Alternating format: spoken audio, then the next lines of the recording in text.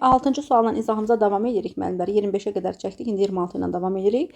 26-da deyir ki, alkin verilibdir və alkin su ilə reaksiyaya girib. Bilirik ki, alkinlər su ilə reaksiyaya girəndə aldehid və ya keton verirlər. Adətən keton verir, təkcə sirkə aldehidi verən asetilendir. O da hidrogenləşir. Aldehid isə spirt, birli spirt, keton isə ikili spirt verəcək. İndi burada deyir ki, Y molekulunda bir asimetrik karbon var. Onda mən X-i asetilen kimi götürmərəm. Niyə? Çünki X-imiz asetilendirsə, su ilə reaksiyaya girib sirkə aldehidi yaradır. Sirkə aldehidi də hidrogenləşib etil spirtinə çevrilə bilər. Etil spirtində asimetrik karbon nə gəzir? Deməli, o zaman belə çıxır ki, Y maddəsi tərkibində minimum karbon sayı olan bir asimetrik karbonlu spirtdir və deməli bu ketondan yarana bilər. Alkinimiz də o zaman deməli görək hansı alkin ola bilər. Gəlin baxaq. Deməli Y maddəmiz olacaq tərkibində minimum sayda karbonu olan və bir asimetrik karbon olan spirt. O zaman mən bunu necə yazıram? Bir karbonu götürürəm. Asimetrik karbon deyəndə mənimlə bir tərəfinə kiçik hidrogen, bir tərəfinə OH, bir tərəfinə kiçik radikal CH3, bir tərəfinə də kiçik radikal etil radikalı əlavə edirəm. Bu tərkibdə minimum sayda karbon olan və asimetrikli, yəni bax bu karbon asimetrikdə 4 tərəfdən müxtəlif atom qrupundan əhatələnib və asimetrikdir. Və belə bir spirt yaratdım və deyir ki, bu spirt deməli Y-imiz oldu belə bir spirt. İndi bu spirt ikili spirt. İkili spirt deməli ketonun hidrogenləşməsindən yaranır. Deməli bizim X ketonumuz olacaq butanon. Butanonun üzərinə hidrogen gələndə, baxın üzərinə hidrogen, X-imiz olub butanonun üzərinə hidrogen gəlib, Y tərkibində minimum sayda karbon olan bir asimetrik karbonlu spirt əldə eləmişik. İndi mən bu ketonun, yəni butanonu əldə etmək üçün hansı alkindən istifadə etməliyəm? Təbii ki, butindən. İndi butin deyir ki, amoniaklı su ilə reaksiyaya daxil ola biləndir. Yəni daxil olan alkindir. İndi alkinlər, məsəl üçün mən bu ketonu əldə etmək üçün o zaman alkin kimi götürərəm. Deməli hansı deməli alkini butin 1-i. Nəyə görə butin 1-i götürəcəm? Çünki argentum 2-onun amoniaklı məhlulu ilə, amoniaklı sudakı məhlulla reaksiya daxil olan ancaq butin 1 ola bilər. Nəyə görə? Çünki butin 1-də birinci karbonun hidrogeni olduğuna görə, yəni 3 qat rabitəli karbon hidrogeni olduğuna görə asanlıqla gəlib metallarla əvəzlənmə reaksiyasına daxil ola biləcək. Əgər mən butin 2 kimi götürsəydim, bu argentum 2 ilə gedə bilməzdi. Deməli belə çıxır ki, mənim alkinim butin olubdu. Butin gəlib su ilə reaksiyaya girib butanonu əmələ gətiribdir. Daha sonra butanon da hidrogenləşib əmələ gətiribdir. Daha doğrusu butanol 2-ni yaradıb. Hansı ki butanol 2 tərkibində minimum sayda karbonun asimetrik karbonlu spirtdir. İndi deyir ki, bizə nə deyir? Deməli, yəqin ki, alkini soruşur da. Alkin hansı alkindir? Heç nə, mən butin 1 tapdım. Ona görə də 26-da mən doğru cavab butin 1 kimi A variantı qeyd edirəm. Çox güman ki, onu soruşur. Biraz burada nəsə sonları düşməyibdir mənimlər.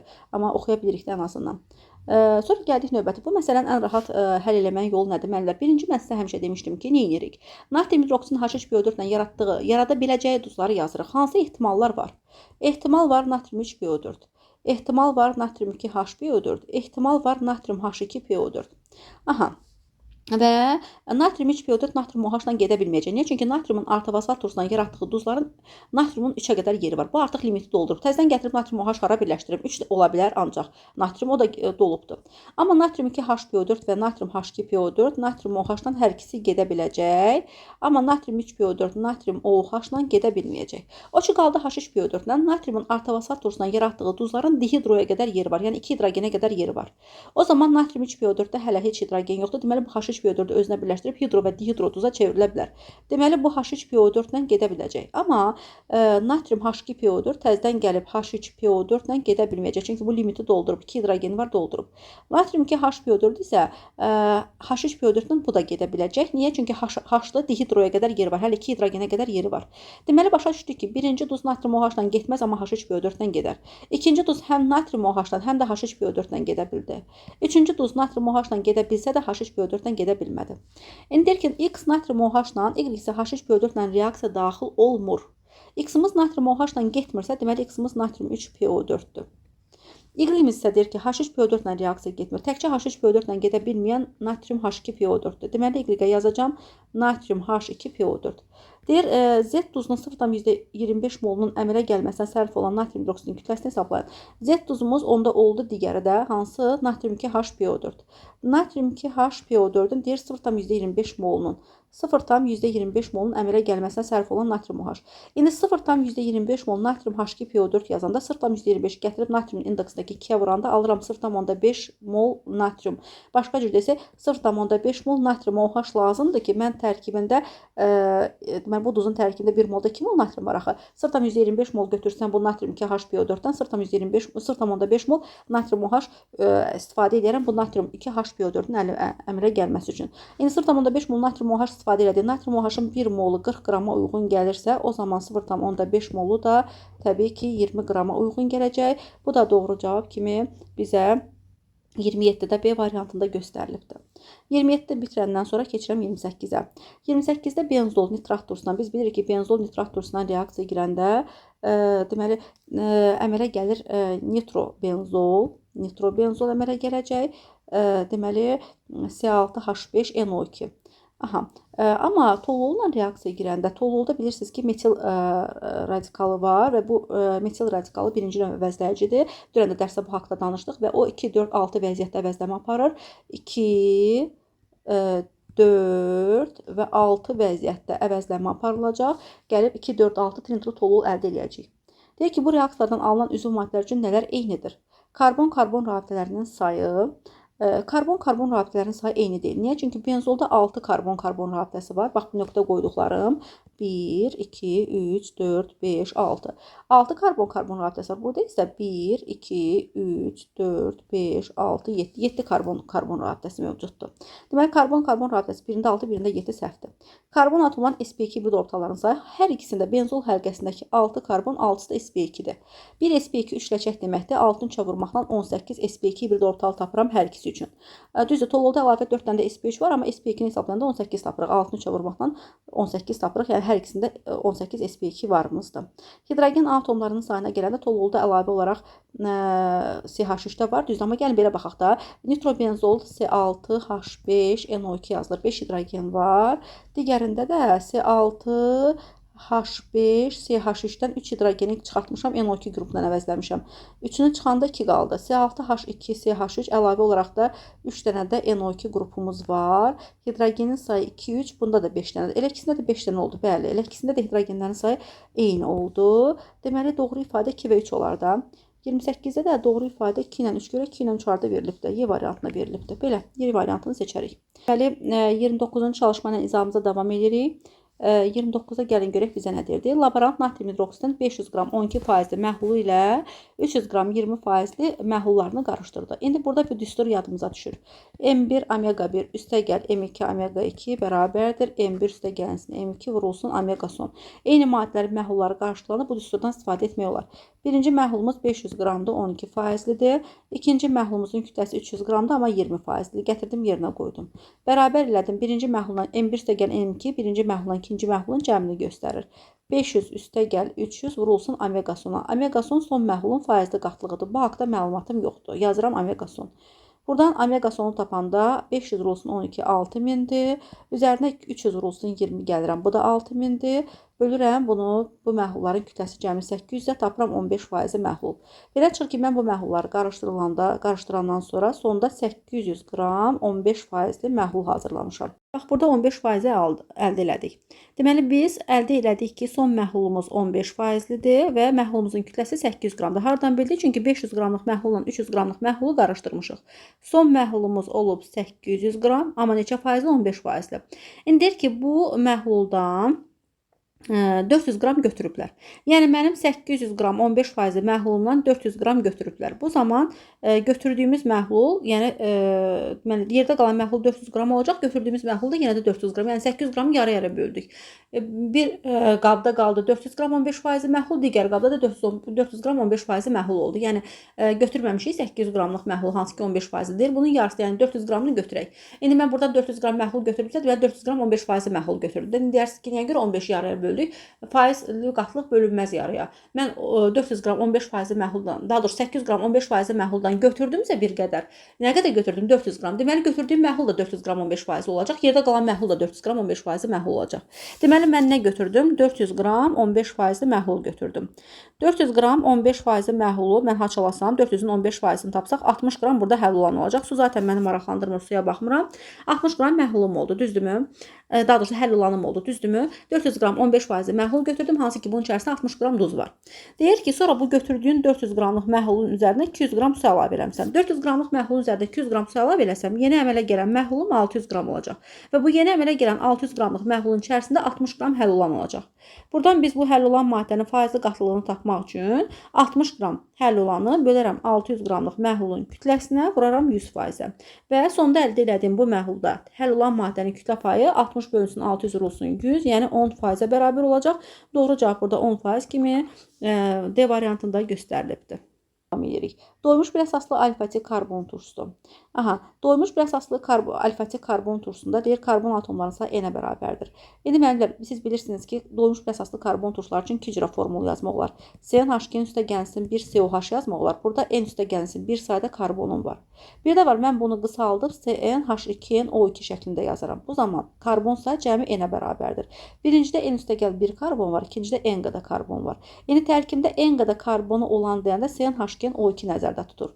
Və bunun molyar kütləsini hesablamaq üçün 12-nin üzərinə 2n gəldim, 14-in üzərinə O2 də 32 eləyər. Deməli, bunun molyar kütləsi 14-in üstə gəlsin 32 eləyəcək. Bu da doğru cavab kimi 30-da A variantında göstərilibdir. 30 da bitəndən sonra keçirik 31-ə. İki fərqli X və Y duzlarının suda tam dissosiasiyasından əmələ gələn iyonların mol sayı verilmişdir. Deməli, müxtəlif duzlar verilibdir. X duzu, Y duzu və deyir ki, deməli, X duzunun tərkibində kalium və SO4 var, Y duzunun tərkibində alüminium və SO4 var. Əmələ gətirdiyi iyonların sayı kalium 2 əmələ gəlibdir. Onda belə çıxır ki, X duzunun tərkibində kaliumun sayı 2 olubdur. Daha sonra onda kaliumun sayı 2 olursa, deməli burada SO4 yazılacaq da, kalium 2 SO4 olur. Bundan başqa alüminiumdur. Alüminiumun da sayı 4 olubdur. Normalda mən bunu alüminium 2 SO4 3 şəklində yazıram. O zaman deməli 2 mol alüminium sulfat yaranıbdır ki, 2 mol alüminium sulfat olubdur ki, bu 4 mol alüminium iyonu verib bizə. Kalium 2 SO4 isə 1 mol olubdur ki, bu da 1 mol kalium 2 SO4. Deməli 2 mol kalium müsbət iyonu veribdir. O zaman 1 mol kalium 2 SO4, 1 mol SO4 2 mənfi iyonu verər. 2 mol alüminium sulfat isə 2-ni gətirib SO4-ün indeksdəki 3-ə vuranda 6 mol SO4 2 mənfi iyonu verər. Birindən 1 mol, birindən 6 mol, cəm 7 mol SO4 iyonu əmələ gələcək. Bizdən də A-nı, yəni SO4 iyonlarının sayını soruşurdu. Mən burada A-nı 7 olaraq hesapladım. A-nı 7 olaraq hesabladıq. Görək bu harda verilib? Deyəsən B variantına verilib, eləmi? B variantı götürdük. Belə. Yəni deməyim odur ki, mənlər bunun daha qısa yolu nədir? Kaliumdan SO4, kalium 2 SO4 yarada bilər. Tez gətirib kənardan yazdıq duzun formulunu. Alüminiumdan SO4, alüminium 2 SO4 3 yarada bilər. Bunu da yazdınız. Alüminium sayı 4 isə deməli əmsalı 2 olub. Kaliumun sayı 2 isə deməli əmsalı 1 olubdur ki, kaliumun sayını 2-yə, alüminium da sayını 4-ə tamamlamışdıq. 2-ni gətirib alüminium indeksdəki 2-yə vurduq. Sonra gətirib bu molları SO4-lərin sayına vurmaqla SO4-lərin də mol miqdarını müəyyənləşdirə bilərsiniz. Dissosiasiya dərəcəsi 100%. O deməkdir ki, hər iki maddə 100% tam iyonlara dissosiasiya edibdir. Belə. Növbəti 32-ci çalışma ilə davam edirik. Deyir, su ilə emulsiya əmələ gətirən maddəni müəyyənləşdirin. Aydın məsələdir ki, anilin su ilə emulsiya yaradır və anilin sudan ağır olduğuna görə çökür qabın dibinə və ayrıcı qıfda ilk növbədə anilin sudan ayrılır. Anilin sıxlığı suyun sıxlığından çoxdur. Etilin qlikol suda həll olanda homogen qarışıq yaradır. Glisin də həmçinin NH2COH qrupu var, suda həll olan amin turşudur. Metil asetatdır. Deməli, sirkə aldı idi. Bunlar homogen qarışıq yaradırlar. Su ilə emulsiya əmələ gətirən ancaq anilin kimi düşünə bilərik. Doğru cavab 32-də A variantında öz əksini tapıb. 33-dən davam edirik.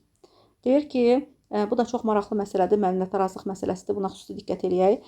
Deməli, azotla 3 mol hidrogen qarşılıqlı təsirdə olur. Bilirsiniz ki, 2 mol amoniak yaradacaq. Bilirsiniz ki, ən rahat yolumuz BST, yəni başlanğıc sərf olunma tarazlıq üsulundan istifadə etməklə tapmaqdır. İndi bunun üçün mən nə edərəm?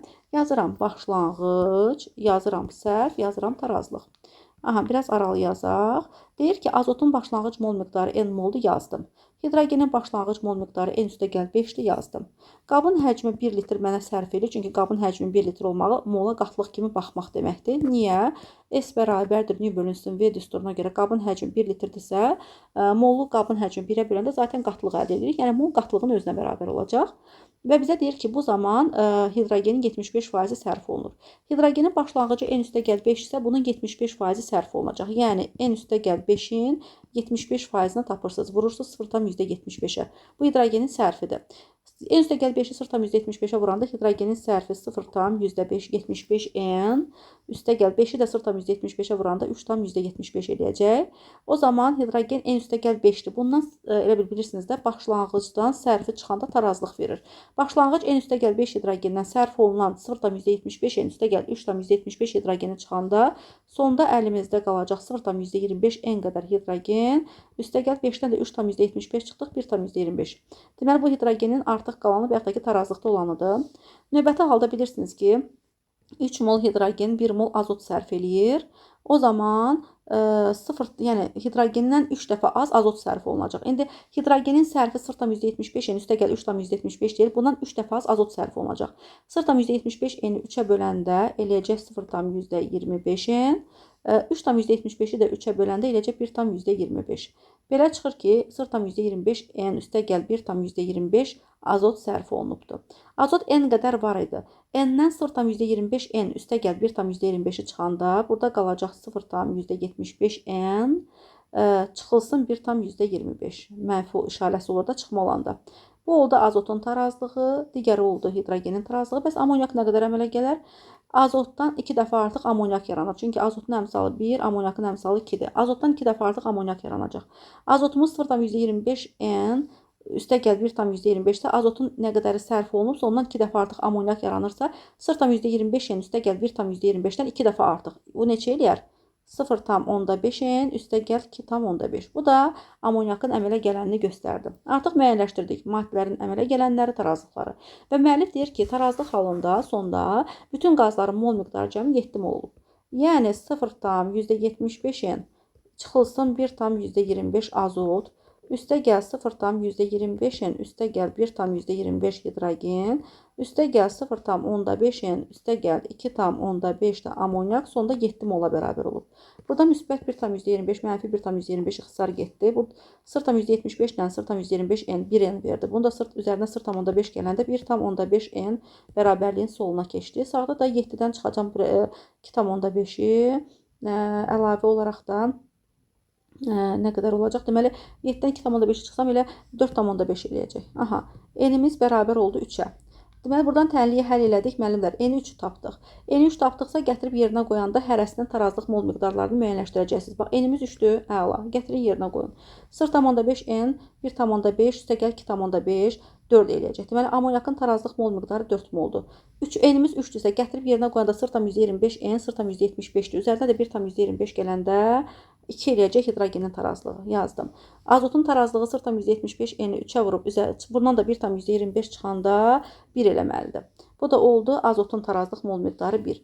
İndi KT-ni hesablayanda nə edəcək? Sağda duran maddənin tarazlıq qatlığı əmsal qüvvətdə nəzərə alınmaqla bölünməlidir. Solda duran maddənin tarazlıq qatlığına əmsal qüvvətdə nəzərə alınmaqla.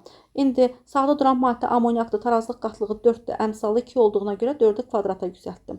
Bölürəm, azotun tarazlıq qatlığı 1, əmsalı 1-dir, 1 üstü 1. Vururam, hidrogenin tarazlıq qatlığı 2-dir, əmsalı 3 olduğuna görə 2-nin kubuna.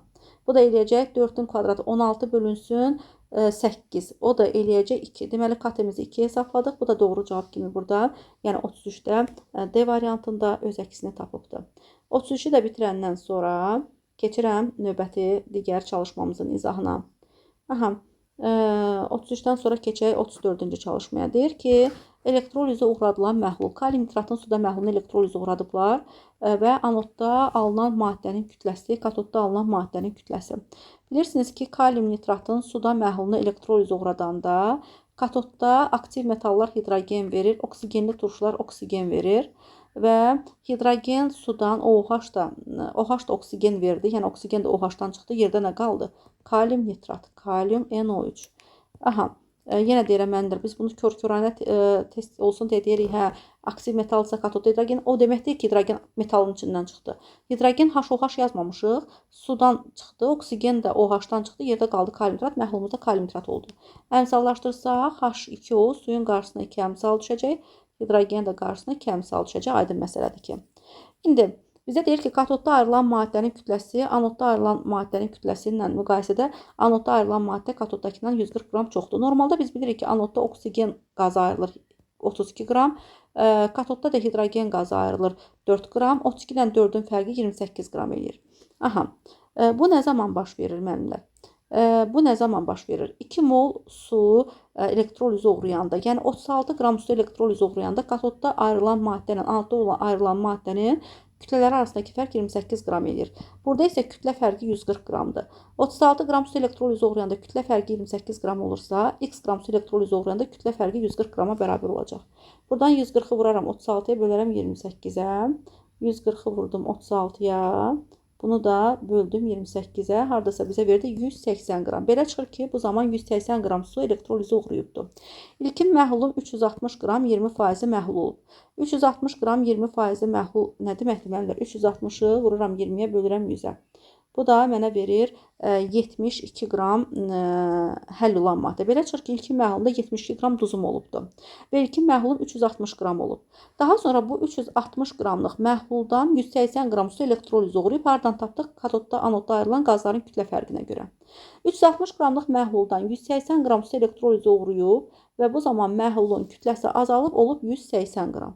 Və məhlulun içindəki 72 qram həll olanda heç nə olmayıb. Niyə? Çünki bax, tənlikdən də görürsünüz ki, kalium nitrat necə daxil oldu, elə də çıxdı. Yəni, bu elektroliz məsələsində kalium nitratın kütləsi dəyişməyəcək. Kalium nitratın kütləsi elə əvvəldən 72 qramdır, sonda da 72 qram olacaq. Və son məhlulda kalium nitratın kütlə payını tapmaq üçün onun kütləsi 72 qramı bölərəm son məhlulun kütləsi 180-ə, vuraram 100%-ə. 72-ni böldüm 180-ə, vurdum 100-ə, verdi bizə 40%. Deməli, əmələ gəlmiş məhlulun kütlə payı 40% olacaq. Əvvəlki məhlulum 20% idi, indiki məhlulum 40% isə, deməli, kütlə payı necə dəyişib müəllimlər? 40-ı 20-yə bölsək, deməli, kütlə payımız 2 dəfə artıbdır. Məhlulun kütlə payı 2 dəfə artıb, 34-də A variantında öz əksini tapıbdır. 35-lə davam edirik. Euler-Venn diaqramına uyğun ifadələri müəyyənləşdirin. Aha, hidrogen, HH, oksigen də bax bu şəkildə yazılır. Molekulunda 1 sigma var, hidrogende də 1 sigma var, oksigende də 1 sigma var. Ona görə də molekulunda 1 sigma var, ortaq nöqtə kimi ikinci punktda aid olundu. Molekulunda 1 pi rabitəsi var, oksigende bir dənə, bax görürsünüzmü, pi rabitəsi var. Hidrogende pi rabitəsi yoxdur, B variantını oksigenə aid elədim. Havanın tərkibində olur, oksigen havanın tərkibində var, amma hidrogen yoxdur. C variantını oksigenə aid elədik. Havadan yüngüldür, havanın sıxlığı 29-dur, oksigen 32-dir, hidrogen də 2-dir. Havadan yüngül olan təbii ki, hidrogen oldu. 1-ə D variantı. Suda pis həlli olur. Həm hidrogen, həm də oksigen suda pis həlli olurlar. Ona görə Y variantına bura aid elədik.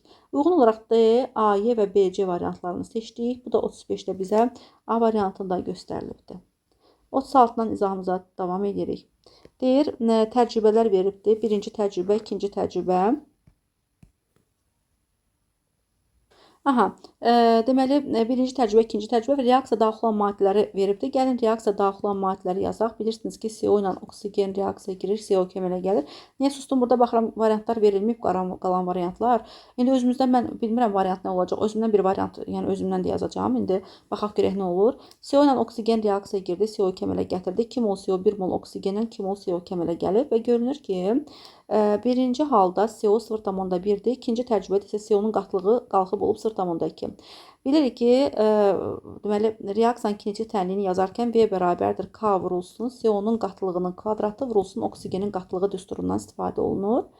Aha, və burada görürük ki, CO-nun qatlığı 2 dəfə artıb. CO-nun qatlığı 2 dəfə artıbsa, onda CO-ya görə sürət, görürsünüz, bax, burada qeyd eləmişəm, reaksiyanın sürəti qatlıq üstü, kvadrat mötər qatlığı göstərir də. Kvadrat mötərizədə CO-nun qatlığı üstü 2 yazmışıq da. O zaman bu kvadrat mötərizə, yəni CO-nun qatlığını təmsil edildiyinə görə, CO-nun qatlığı 2 dəfə artdığına görə, CO-ya görə sürət 2-nin üstü 2, yəni 2-nin kvadratı, yəni 4 dəfə artacaq. Oksigenin qatlığı olduğu kimi qalıb. Oksigenin qatlığı 0,3-dür, yenə də 0,3 olaraq qalıb. Oksigenin qatlığı dəyişməyibdir, ona görə oksigenlə işim yoxdur. Və deməli, buradan belə nəticəyə gəldi ki, reaksiyanın sürəti 4 dəfə artacaq. Yəni, birinci reaksiyadan ikinci reaksiya keçid edəndə reaksiyanın sürəti 4 dəfə artacaq. Məsəl üçün, atıram, tutalım ki, birinci reaksiyamız 1-dirsə, ikinci reaksiyamız 4 olacaq. Yəni, 4 dəfə artacaq.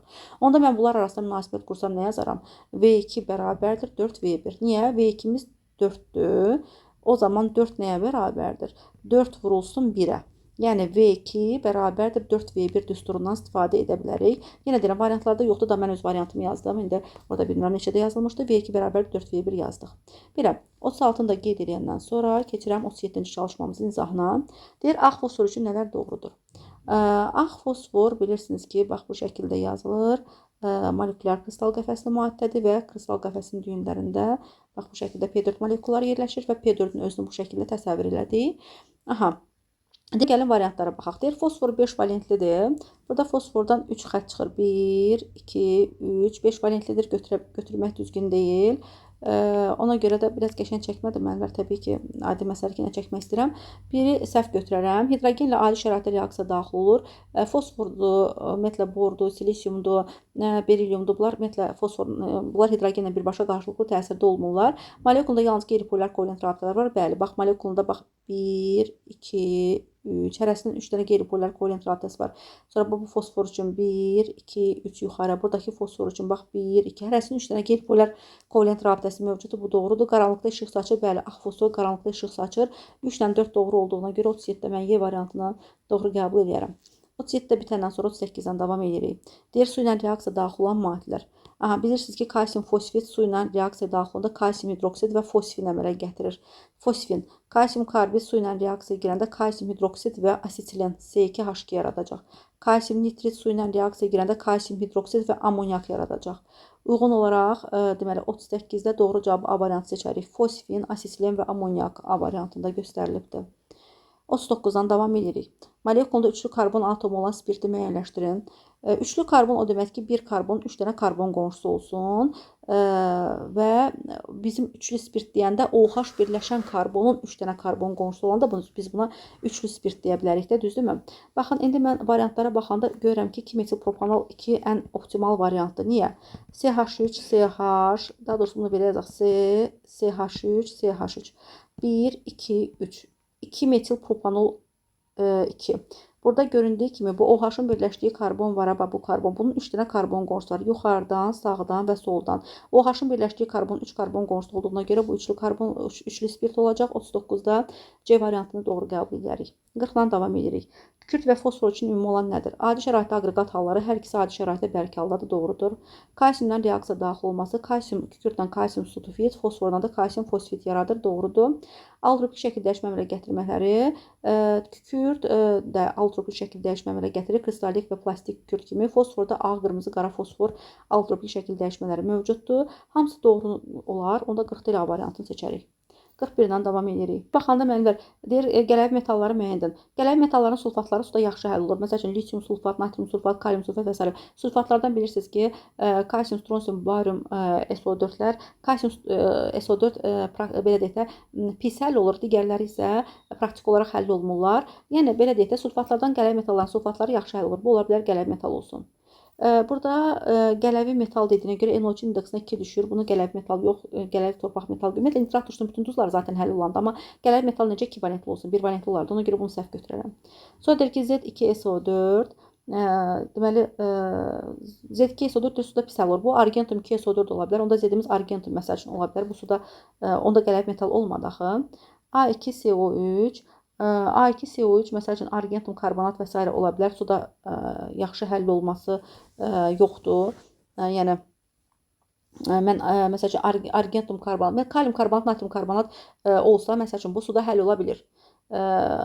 Amma bu deyir ki, suda həll olması olmasın da. Onda mən burada kalium, natrium istisnası kimi, yəni kalium karbonat, natrium karbonat həll olur axı. Onu götürməyəcəm də. Ona görə də məsələn A-nı argentum kimi düşə bilərəm. Məsələn argentum karbonat suda pis həll olur. Ona görə də mən A-nı qələvi metal kimi götürmərəm. B2S natrium sulfid, kalium sulfid suda yaxşı həll ola bilir. Ümumiyyətlə natriumun, kaliumun duzları demək olar ki, hamısı həll olur. Amonium duzları hamısı həll olandı. Nitrat turşunun bütün duzları həll olandı. Sirkə qarışqa turşunun bütün duzları həll olandı. Burada məsələn B-nin yerinə natrium sulfit, kalium sulfit götürsən, bəli, suda həll ola bilər də. O zaman X ilə B-ni doğru qəbul edə bilərik də. X ilə B-ni doğru qəbul etsək, bu da neçədə verilib? Deyəsən 7-də verilib, eləmi? 41-də elə Y variantını seçərəm. 42 ilə davam edirik. Deyir ki, karbon qazı xlorofil iştirakında. Bilirik ki, buradan glikoz əmələ gələcək. CH3O6. Glikoz 2 məhsula qıcqırırsa, bunlardan biri karbon qazı, bir də etil spirti ola bilər. Deməli, qlikoz etil spirtidir. Glikoza argentum 2O iştirakında amoniakdakı məhlulla reaksiya girəndə əmələ gətirir qlukon turşusu. Bilirsiniz ki, glukozada aldehid qrupu var. Çox atomlu aldehid spirtidir və aldehid qrupuna uyğun olaraq argentum 2O ilə reaksiya girib və glukon turşusu yaradır. Z-imiz olacaq glukon turşusu. İndi Z-imiz glukon turşusudur. Turşu kimi o metalla reaksiya girə bilər, aktiv metalla, amma mis pasiv olduğuna görə, hidrogendən sadə olduğuna görə reaksiya getməyəcək. Ona görə turşu kimi glukon turşusu natriumdan gedə bilər. Etil spirtdə zaten spirtlər hamısı bilirik ki, aktiv metallarla reaksiya girib hidrogen ayrılır. Ona görə 4-ü götürərəm. Miski oksid, etil spirti miski oksidlə bilirsiniz ki, birli spirtlər miski oksidlə aldehid, ikili spirtlər keton verir. Yəni etil spirti miski oksidlə sirkə aldehidi verəcək. Glukon turşusu da turşudur. İstənilən turşu əsasi oksidlərlə reaksiyaya girir. Məsəl üçün kuprum OH xlorla necə gedirdi? Glukon turşusu zaten turşuda, miski oksidlə niyə getməsin ki? Əsasi xassəli maddə turşu xassəli maddə ilə reaksiya getdi. 3 ilə 4-ü götürərik. Kuprum OH-ni niyə görə götürmürük? Kuprum OH etil spirtlə getməz. Düzdür. Glukon turşusundan gedə bilər əsas turşu kimi, amma etil spirtlə getməz. Mis də zaten heç birisindən getmir. 3 ilə 4 getdiyinə görə A variantını 42-də doğru variant kimi qəbul edirəm. 43 ilə davam edirik. Dəmiri isti qatı sulfat turşusundan reaksiyadan alınan oksidlərin mol nisbətini müəyyənləşdirin. Dəmir H2SO4-dən qatı sulfat turşusundan reaksiya girəndə bilirsiniz ki, ferrum 2SO4 3 dəfə əmələ gətirəcək. Çünki burada dəmir 3 valentli olur da qatı sulfat turşusunun yanında, amma burada 2 valentli olur. SO2 və su yaradır. Göründüyü kimi dəmir 0-dan dəmir müsbət 2-yə gəldi. Çıxılsın 3 elektron. Indeksdə soldan götürülüb, əmsalda sola yazılacaq. Niyə? Çünki sağda da solda da dəmirə aid bir cürə oksidaşma dərəcəsi var. Kükürt müsbət 6-dan kükürt müsbət 4-ə gəldi. Üstə gəl 2 elektron. Indeks sağdan götürülüb, əmsalda sağa yazılacaq. Niyə? Çünki sağda kükürdə daha çox cürə oksidaşma dərəcəsi var. Həm müsbət 6, həm də müsbət 4 göstərir. 3-2 yerlər dəyişdi 2-3. Soldakı dəmirin qarşısına 2, sağdakı kükürdün, yəni SO2-nin qarşısına 2 əmsal yazdıq. Daha sonra kükürdə baxaq 6 oldu. H2SO4-də 6 yazsaq, suyun qarşısına 6 yazsaq. Mən oksigenə baxaq 24, 12, 12, bəli 24 tamamlandı. Aha, əmsal tamamlandı. Deyir alınan oksidlərin mol nisbəti. Alınan oksid SO2-dir 3 mol, alınan oksid sudur 6 mol. 3-ün 6-ya nisbəti. İxtisar aparsaq, 3-ə ixtisar getsə 1-in 2-yə nisbəti olur, eləmi? Ona görə də 43-də C variantını seçmək məqsədə uyğundur. 1 və 2 nisbəti. Belə, 44. Parçalanması deyir. Miski nitratı götürdük, parçaladıq. Bilirik ki, miski nitrat pasiv metal nitratı olsa da, deməli, parçalanda oksid verəcək. Miski oksid NO2 və oksigen qazı verir. Əmsallaşdıracaq NO2-nin qarşısına 2 əmsal yazsaq, 4, 5, burada da 0,5 mol oksigen yazarıq. O ki, qaldı argentum nitratın parçalanmasına. Bunun da parçalanmasına sərbəst argentum metal əmələ gələcək. NO2 və oksigen əmsallaşdırsaq, oksigenin qarşısına məncə 0,5 yazsaq, yenə də oksigen 3-ə tamamlanır. Bəli, tamamlandı. İndi deyir ki, A mol miski nitrat, B molda argent nitrat götürmüşük və parçalanda əmələ gələn NO2 oksigen uyğun olaraq 8-in 3-ə nisbətidir. A mol miski nitratın parçalanmasından 2 A mol NO2, 0,5 A molda oksigen yaranacaq. Əmsala uyğun yazdım. Gördünüz mü necə rahat? B mol argent nitratdan isə B mol NO2, 0,5 B mol oksigen qazı yaranacaq. İndi əmələ gələn NO2 uyğun olaraq nə qədərdir? NO2 2A mol birincidən, B molda NO2 ikincidən əmələ gələndə 2A üstə gəlsin B qədər NO2-miz əmələ gəlib. Və bunun deyir oksigenə nisbəti. Oksigen birincidən 0,5 A, ikincidən də 0,5 B qədər oksigen yaranıb və deyir ki, bunların mol nisbəti 8-in 3-ədir. Aha. İndi gəlin görək 8-in 3-ə nisbətini necə həll eləyək? 2 dənə üçün 6A üstə gəlinsin. Gəlin tənliyi tam həll eləyək. Üstə gəl 3B bərabərdir. 8-i 0,5-ə vuranda 4A üstə gəlsin 4B-yə bərabərdir. Buradan 2A-mız B-yə bərabərdir. İndi 2A-mız B-yə bərabərdirsə A bölünsün B bərabər olacaq 1 bölünsün 2-yə də düzdürmü? Çarpaz vuranda 2A bərabərdir B ala bilək. O zaman 1-in 2-yə nisbəti doğru cavab kimi 44-də B variantında öz əksini tapıbdır. 45. Kompleks gübrəni göstərin. Kompleks gübrə o demək ki, bilirsiniz ki, NKP azot, kalium, fosfor əsas qida elementlərimizdir. Əgər bu qida elementləri hər ikisi eyni bir maddənin və yaxud da ki, ola bilər üçü də eyni bir maddənin içərisindədirsə, buna kompleks gübrələr deyilir. İndi kompleks gübrə kalium nitrat ola bilər. Niyə? Kalium nitratın tərkibində həm kalium, həm də azot gördük. Elə A variantı. Sadə superfosfat tərkibində yalnız fosforu olandı. Amonium nitrat tərkibində azotu olandı. Karbamid CONH2 dənə təkcə azotu olandı. Natrium nitrat tərkibində ancaq azotu olandı. Kalium nitratda isə həm kalium, həm də azot qida elementlərini gördüyümüzə görə ona kompleks gübrə deyə bilərik. 46-dan davam edirik. Cis transdameri olan alken molekulunda pi rabitələrin yaranmasında 30 elektron iştirak edir. İndi deyir, bu alken molekulunda etil radikalı vinil radikalı əvəz olunduqda alınan birləşməni beynəlxalq nomenklaturla adlandırın. Aha, deyir, bu alken molekulunda rabitələrin yaranmasında, daha doğrusu üzr istəyirəm, pi yox, metl rabitələrin yaranmasında deyir. Deyirəm, axı, pi nə deməkdir? Aha, rabitə yaranmasında 30 elektron. Deməli, bunlar müəllimlər, bunun ən rahat həll eləməyin yolu nə idi? Keçən səfər dedim ki, əvvəlcə biz hər hansı molekul olur olsun, fərqi yoxdur. Rabitə sayını tapmalıyıq. Rabitə sayını 2-yə vurmaqla rabitə əmələ gətirən elektronların sayını tapa bilərik. CNH2 nə qədər atom var? 3n qədər. Atom sayından biri çıxmaqla 3n çıxılsın, bir qədər sigma rabitə olduğunu hesablayırıq. Bəs nə qədər pi rabitəmiz var? Əlavə olaraq da bu molekulda istənilən alkində zaten bir pi rabitəsi olur. Deməli, alkində ümumi rabitələrin sayı 3n-dir. Bir rabitəni 2 orbital yaratdığına görə 3n qədər rabitəni 6n qədər orbital yaradacaq. O zaman 6n qədər rabitə əmələ gətirən orbitalın və ya 6n qədər rabitə əmələ gətirən elektronun var. Eyni anlayışdır. 6n-im 30-da bərabərdirsə, n-im 5-ə bərabərdir. Deməli, burada söhbət cis transdameri olan 5 karbonlu alkenden gedir. Bu da aydın məsələdir ki, olacaq penten 2. Niyə? Çünki penten 2-də 2 qat rabitəli karbonlar ortaya qoyanda, bax, hər karbonun ayrı-ayrı atom qrupları əhatələnib. Birinci karbona hidrogen CH3, birinci 2 qat rabitəli karbona, ikinci 2 qat rabitəli karbona hidrogen və etil radikalı birləşir. Və onlar üçün hidrogen ortaqdır. Hidrogenlər müstəvinin bir tərəfində olanda cis izomerlik, müxtəlif tərəfində olanda transdamerlik yaranır. Deməli, bu oldu cis transdameri olan 5 karbonlu alken. İndi deyir ki, bu alken molekulunda etil radikalı, vinil radikalı əvəz olunmadı. Yəni, bu alkendəki bu etil radikalını çıxardıq vinil radikalı. Vinil radikalda demişik ki, CH, 2 qat rabitə CH2-dir də. Alınan birləşməni beynəlxalq üsulundan adlandır. Bu olacaq alkaden. Alkaden isə 2 qat rabitə yaxın olan tərəfdən nömrələnmə apararam, yəni sağdan. Və nömrələnmə aparanda buradan əldə elədiyimiz maddə olacaq pentadin 1,3. 5 karbonludur. Birinci və üçüncü karbonun 2 qat rabitə çıxdığına görə mən buna pentadin 1,3 deyərəm.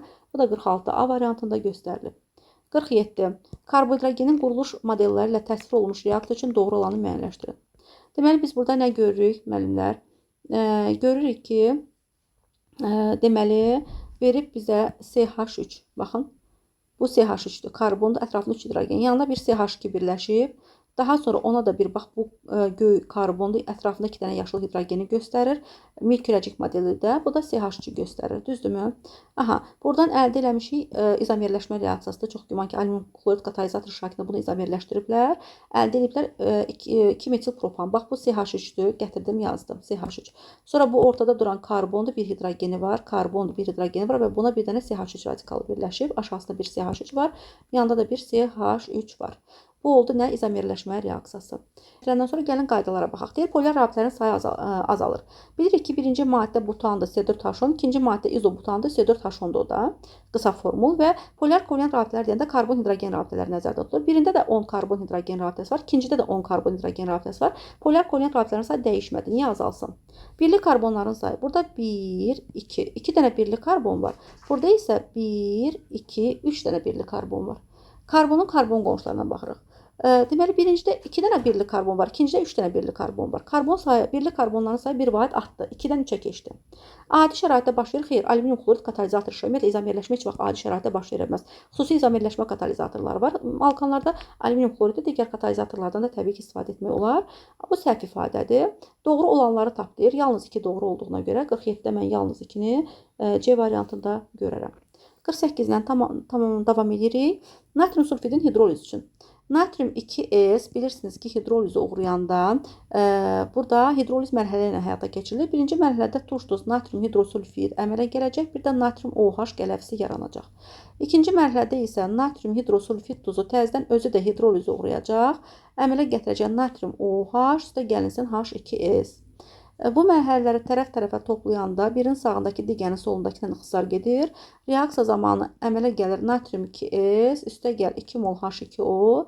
Reaksiyadan əmələ gəldi 2 mol natrium OH, üstə gəlinsin 1 mol H2S.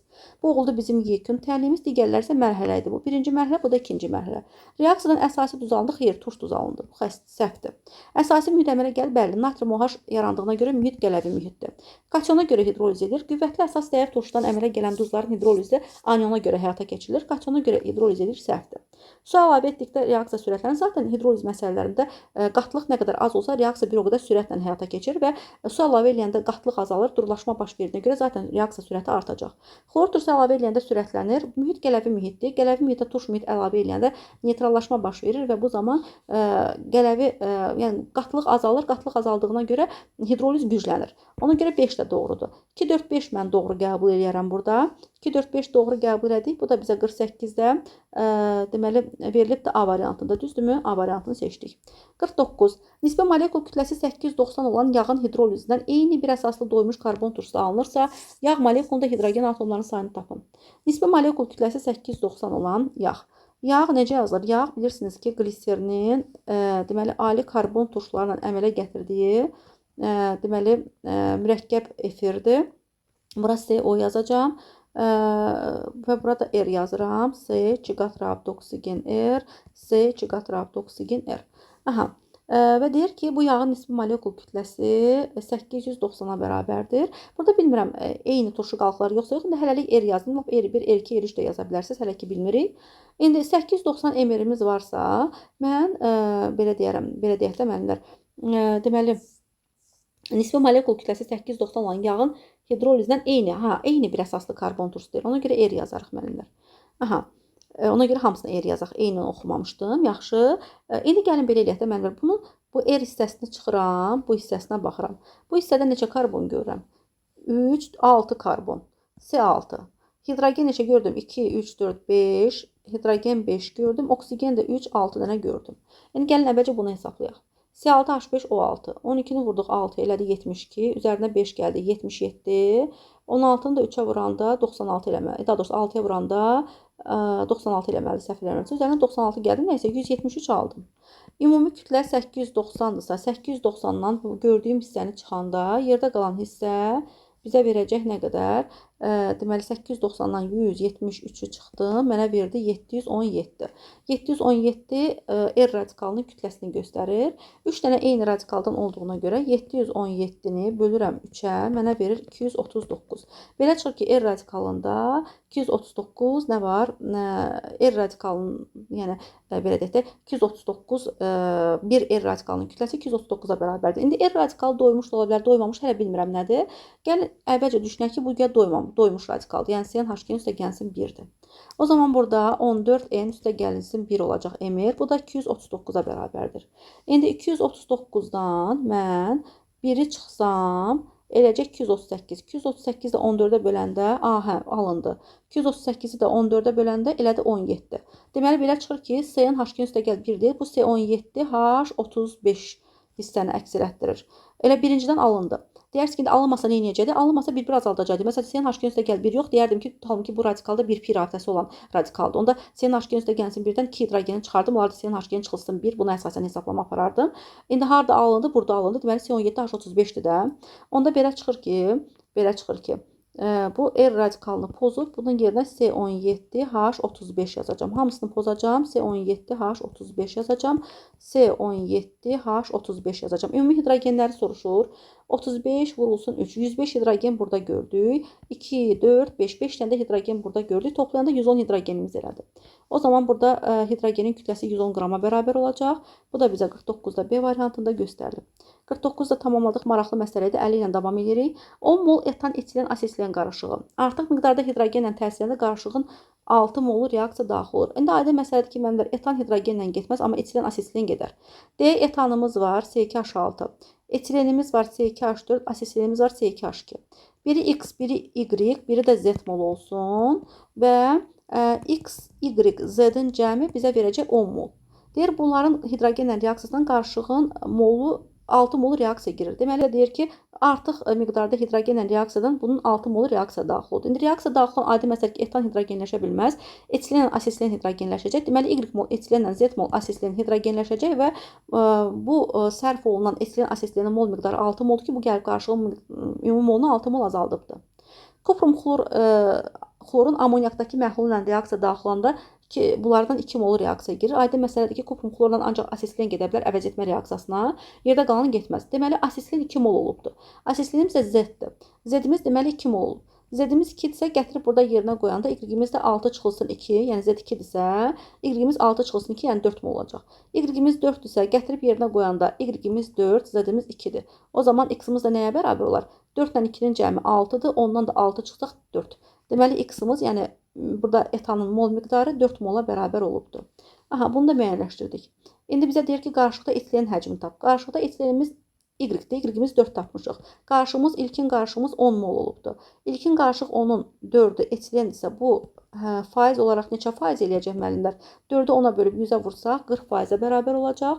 Bizdən də burada faizi soruşur. O da 40 faiz kimi Y variantında göstərilibdir. Belə müəllimlər, uğur olsun. Düşünürəm ki, faydalı oldu. Halal xoşunuz olsun. Kiməsə nəsə bir aydın olmayan bir şey olsa şəxsdə yaza bilər.